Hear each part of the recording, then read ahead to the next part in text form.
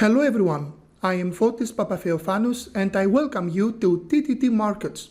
In this video, we are going to discuss how to trade profitably using Trendlines. You might think this is too simple, this is only for beginners, but I can assure you that if you master trading with Trendlines, you are not going to need any other indicator or so-called systems.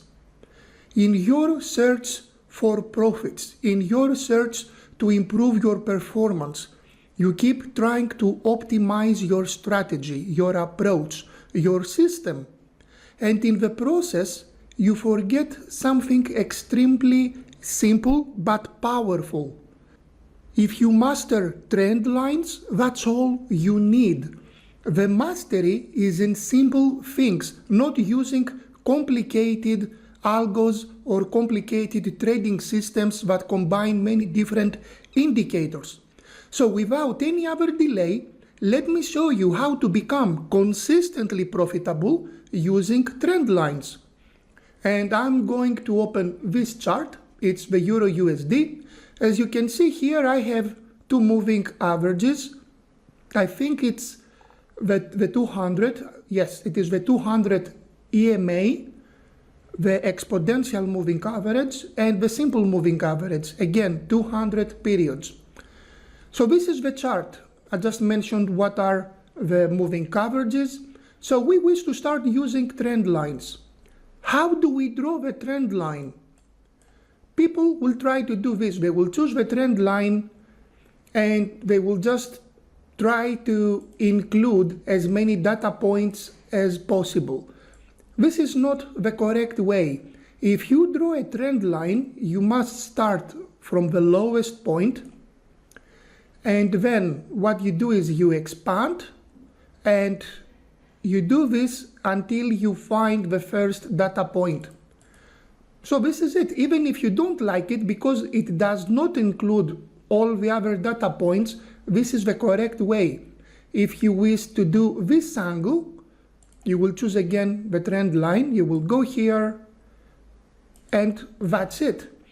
What happens if you wish to draw a trend line on the upside? Again, you connect here this high, you expand, and that's it.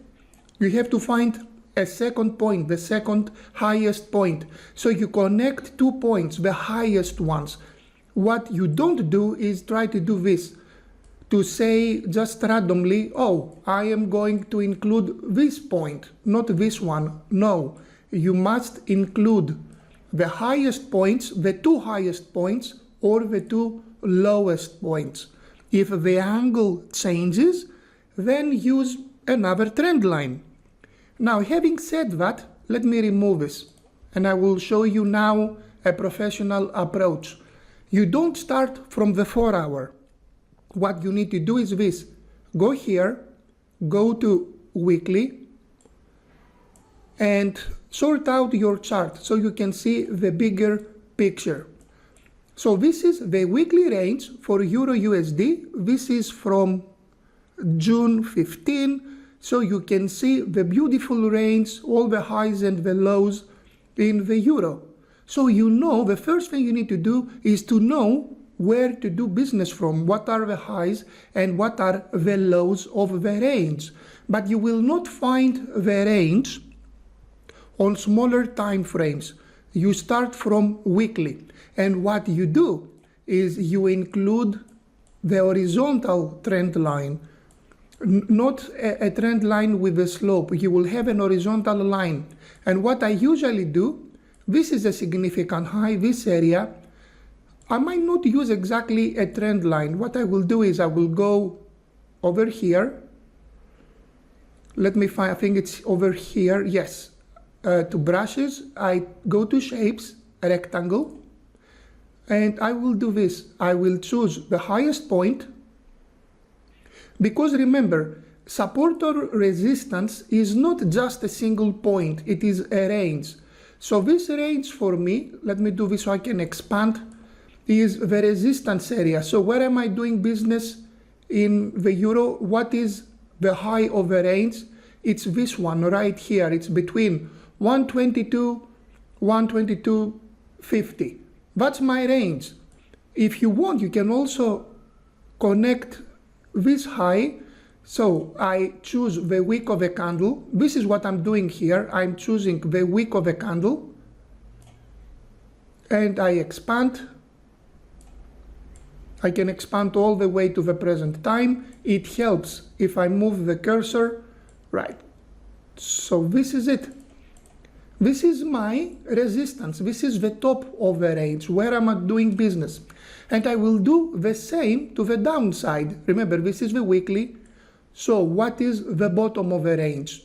Okay, this is my support. This is the bottom of the range. I'm sorry, I moved this. There you go. And a secondary level is this one. So I know where I'm doing business. The horizontal lines define the range, define where I'm doing business in the euro. It is between 110, let's say round number, up to 120. This is the range. And now I'm going to add trend lines. I applied on a higher time frame the horizontal lines, so I know where I'm doing business, and now I will add the trend lines. So what is the bigger trend here inside this range? So we are in an uptrend in the euro, crystal clear, no doubt about this. Euro is in an uptrend, but it is approaching a resistance area. Can you see, do you notice something? That if you apply the support and resistance levels correctly, then the analysis speaks for itself. So I will do this. I'm going to sort again my chart. Smaller time frame, this is weekly. Now what I will do is I will choose horizontal line, there you go. This is another range, and this is another range. So I'm choosing now this range.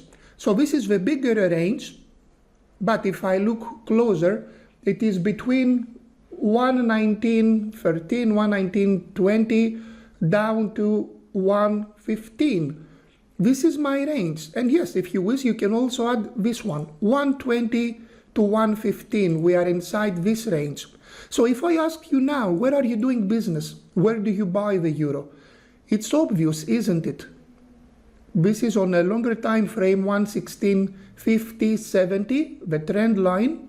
If it breaks, it becomes invalid.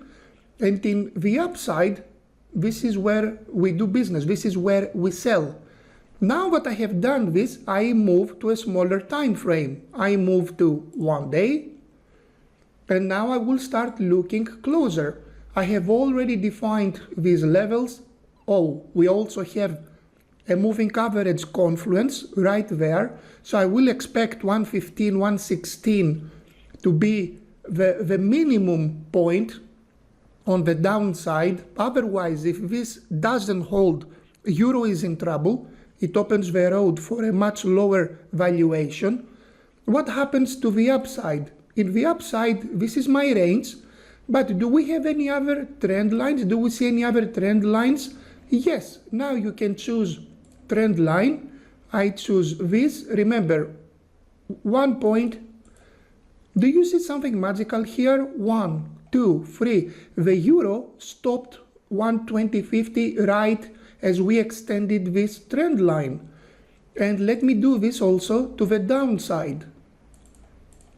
So I moved from a higher time frame, weekly, to daily, and now I know exactly where I'm doing business, 120.50, 116. What about smaller time frames now? Can I do this? Yes, I see one more trend line over here. So remember, what I'm doing is I'm connecting the highs, and this is acting as support. So I will move to 4 hour, and I will not move to any smaller time frame. 4 hour is the minimum for me. So where I'm doing business on a smaller time frame, on the 4 hour? Well, over here we have the 200 moving average on the 4 hour. We have the trend line over here. I connected the highs. So this is going to be a sticky point up to 117.50. So below 117.50, I wish to place my stop. I am constructive for the euro up to 117.60. It could bounce higher, but below 117.50, I will have my stop. Another area to do business, if 1750 doesn't hold, then we look again at 1650. So now, the magic thing is I do not need to guess what will happen to the euro. I am not trying to forecast. I react, which is much better.